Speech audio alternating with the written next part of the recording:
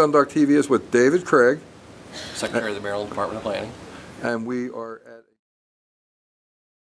This is the IAC. This is the interaction agency that makes recommendations on school construction. Okay, and it was today's meeting that we came to was regarding the North Point Government Center. How did you feel the meeting went today? I believe that some very good comments were made on the side of the people that are concerned about what's going to happen.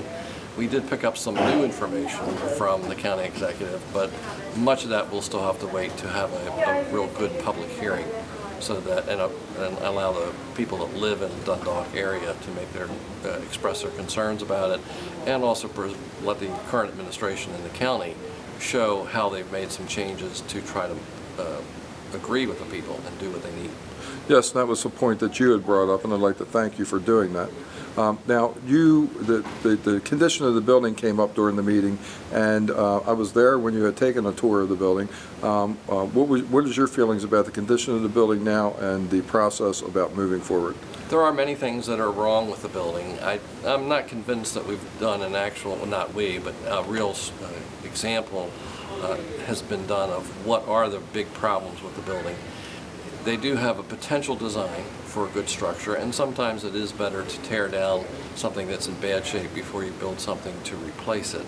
But you have to make sure that if you do that, you're actually providing the facility to continue the services that are provided there. Okay, now, is there anything that you would like to share with the Dundalk community about the process moving forward, and any of your thoughts, and any of the thoughts possibly of the Hogan administration?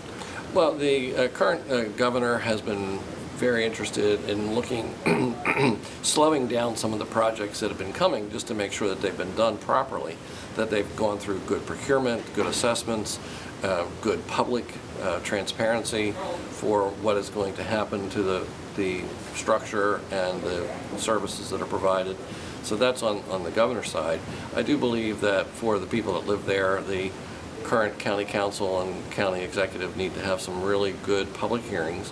One where they make a presentation on, here is what we were looking at doing here, here's how it's changed. Because you do have a lot of changes that have taken place there.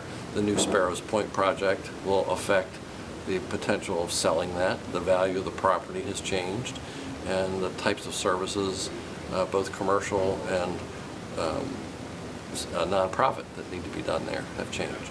So you really need to not believe that just what was going on 10 years ago or 5 years ago is the exact same thing that's going to happen now.